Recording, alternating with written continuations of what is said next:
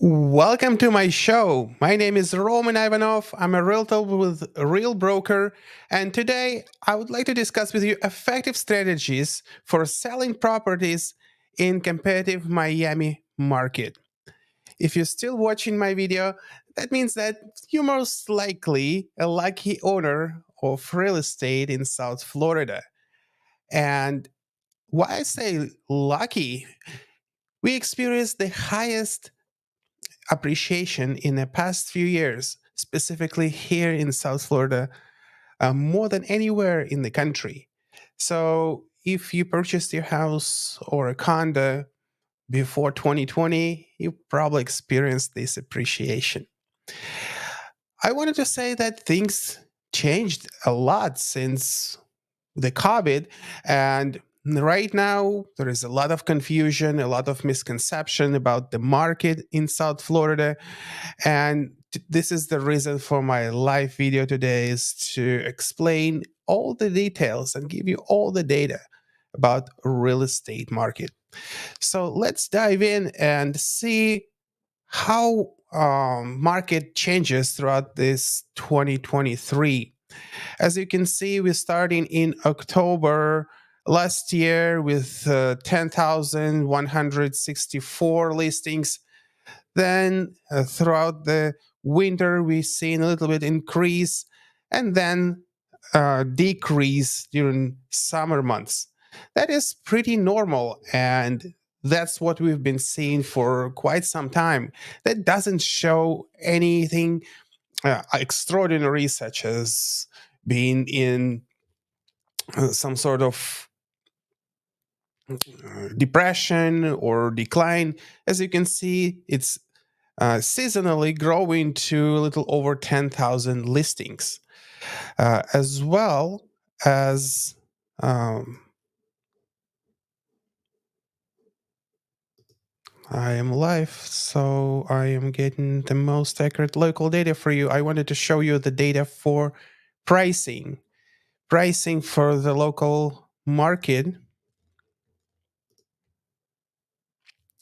will be here just a second. Excellent. So median list price, as you can see, it's been growing until April 2023 and went all the way up to 679,500. This is the average price. And then we see slight decline as the interest rates went up.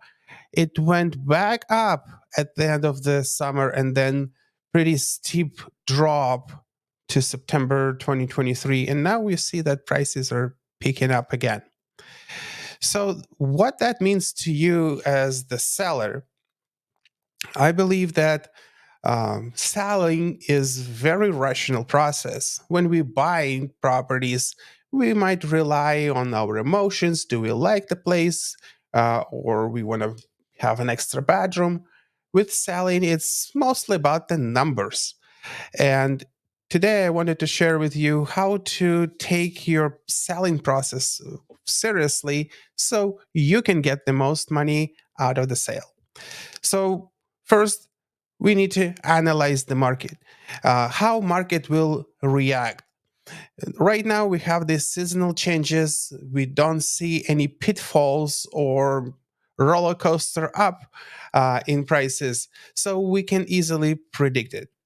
What happens when we market your home and possess your home on the market the way everyone gets excited is when we first price the home accordingly. So there are three pricing strategies that I can share with you. First, the one that sellers use most commonly, which is price it higher and wait for the offers to come in lower, so you can settle somewhere in the middle, pretty much where you want to be. Well, this strategy been around for years. However, it's not the most effective strategy because what's happening right now, we have very quiet market. We have very few buyers who want to take 7.5% loans right now, and everyone is waiting for the sellers for the lender to drop the interest rate so they start actively buying. So we don't have that many buyers. However, we don't have that many sellers either. So pricing your property accordingly is the key characteristic in successful sale. So we discussed pricing it high. Second strategy is pricing it right there where the property value is. And this way, you will have the buyers who are willing to take 7.5% loan. And as soon as your property comes on the market, they understand that it's well priced home. Well, the third and the strategy that I like to use and I use to sell my own properties is price it slightly high, slightly lower to become buyer frenzy. So buyers gonna get excited, and even that low number of buyers who are here on the market right now, we still have buyers shopping. They will jump on in, and you will create what we call bidding war. Bidding war is when more than one buyer puts an offer on the property at the same time. This way, you get all the advantages of being in bidding war. First, you can ask for the highest and best from the buyers, and they will fight against each other to get you more money for the home compared to have the fight with them going with counter offers back and forth. Second, you can control not just the price, but also terms. I've heard a lot from sellers that they need to stay after they close on the property in order for them to buy the next home. Or they don't have any money for repairs and they want to be as is sale and they have no way for paying for repairs. So all these terms they can be negotiated if we have ability to be more favorable position in front of the buyers. So that would be my suggestion for you: analyzing the market, and not just analyzing it yourself, but also have a third party, not involved party, analyze it for you. If you price it yourself, it might be a good idea for you to hire a professional appraiser to put the price tag on your home. However, if you working with a real estate agent and you're planning to hire a real estate agent, it might be a good idea to get 2 3 opinion on price so you can decide which opinion is the best. And when you're choosing the opinion on price from the real estate agents who would provide you a free CMA, make sure that you're not just simply going with the highest, because it's simply could be overpromising. Agents understand that they competing against each other, and um, it's to their advantage to overpromise you get the listing under contract and wait for the buyer to come in a few months. If no one's putting an offer on your property, they will come back to you asking for price reduction. Well, it might be a little challenging if the property been on the market for a couple months, and even if you lower the price to where it should be, buyers gonna think that your home is on the market for 2 months and now they want an even better offer. So we better price it right from the start when the interest is high compared to reducing the price later down the road. Next step, when we found the price, is start marketing. What I would advise you on marketing your property and preparing for marketing, helping your agent to declutter your home. It is very common to see homes where people leave cluttered with stuff. And you know what I'm talking about. So, organizing everything, renting a storage, putting everything in a garage, putting everything in boxes will make the impression to the buyer that you have bigger property, more desirable property, and it's not going to cost you a fortune. Second, let the agent to work with a professional stager to assess the appeal so the property looks at its best. What I'm talking about it, the property should look beautiful. We want to make sure that we have the decor aligned with current trends.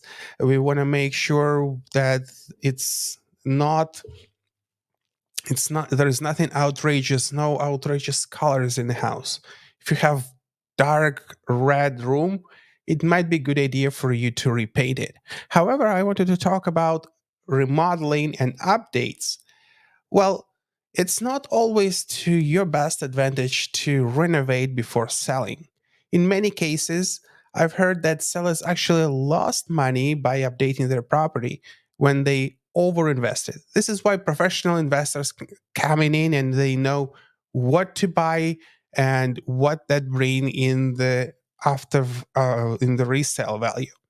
Well, when homeowners just buy new things, new updates, new kitchen, new bathroom, the cost of renovation could be even higher than the price after repairs. So be very cautious with it. And again, discuss with a professional agent what repairs would bring you the most return on your investment. After the preparation is done and your property looks to its best, the next step is marketing it. So if you're working with an agent and your agent provides you a strong marketing plan for your property, you're in good hands. If you're doing it yourself, you might want to hear what marketing options you have at this moment.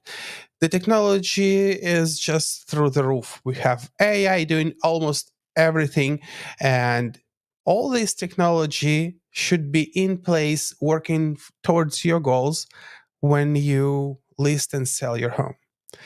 So, old school techniques that agents used 10, 20 years ago is just passive marketing. What I mean by passive marketing? Passive marketing is listing your property for sale on this website or that website, let's say Zillow or MLS, Realtor.com, that will get you access to a lot of real estate websites. Well, however, if you're a seller, think about how buyer would think about it.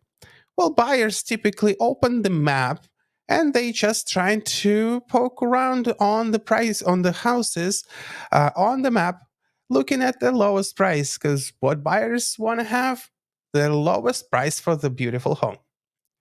Well, if you just price in your home aggressively below the market and buyers clicking on your property because they like the price, yes, you're likely going to sell it quickly.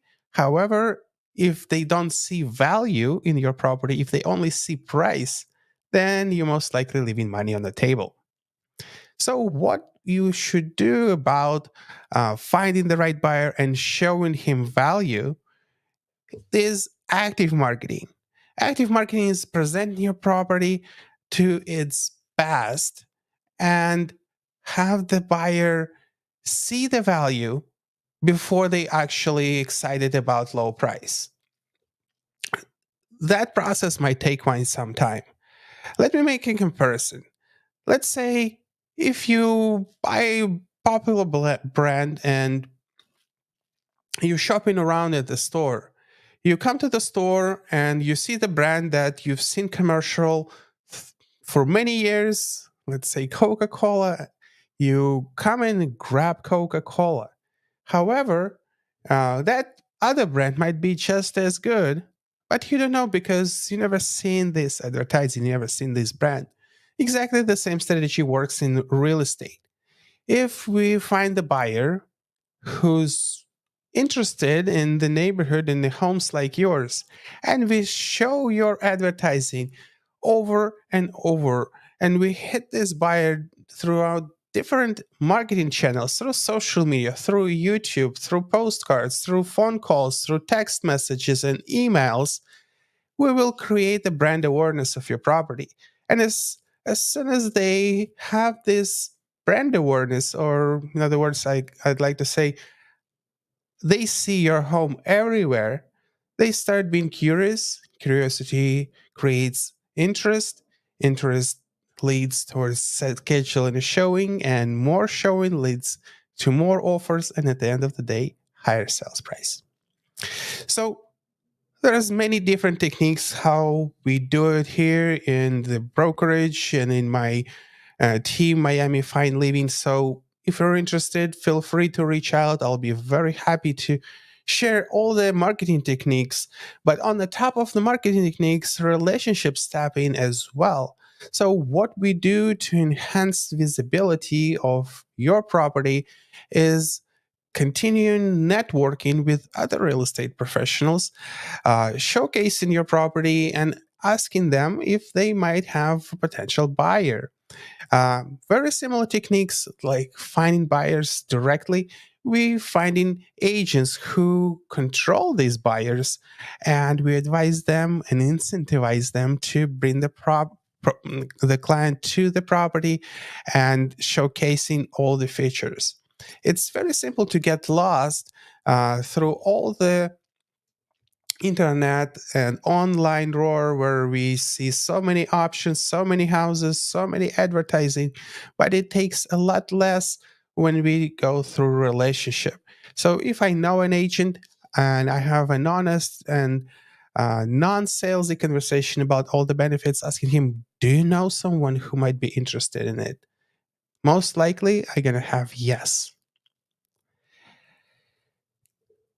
At the end, I want to wrap this up with the fact that you also want to have very straightforward idea what are your plans with selling the home. Very likely, if you own the property throughout the pandemic, you took advantage of low interest rates and thinking about should I sell right now or should I rent? I don't want to lose this 2.5, 3% mortgage going into 7%. I also wanted to share with you that renting the property is not for everyone. This is why professional investors they buy multiple homes, they buy multi units, and they do it professionally because they have the team of contractors, landscapers, cleaners, and etc. helping them to manage the property. It seems very easy. You put a post on Zillow, post it on Facebook, and tenants come to your place. Well, it might be that easy when you haven't done this yet. However, you'll find it much more difficult to schedule showings. A lot of tenants will just not show up for the showing. You'll notice that a lot of tenants who will show up for the showing, they not going to be qualified, and you want to look at the tenant's financials. And even after you qualify them, it is still a big challenge to collect the money and make sure that tenant will follow the lease, because evicting the tenant it also would cost you money, and it's very hard to get this money from your tenant after you evict them. So is this for everyone? No, it's not. But I want you to evaluate what is important for you. Settle on this home. If you moving out of Miami, if you're moving around Miami, should you just sell this home by yourself and you want to focus on what's important for you, on your business, on your job, on your family, or you want to open a new business and become a landlord that will lead to certain outcomes from renting, good outcomes such as you're going to have the house and the properties continue appreciate. You might have some cash flow that will be very nice to have. However, if you need to sell right now, if you're in a position where you absolutely need to sell, then you might want to consider just getting the property sold, getting the property out of your hands, and focusing on your next move. Well, I hope this video was helpful. Thank you so much for watching it. And I'll do more of live videos like this in the future. So if you're watching me on YouTube, click subscribe button. If you're watching me on Facebook, click on follow. Thanks again. Have a great Thanksgiving.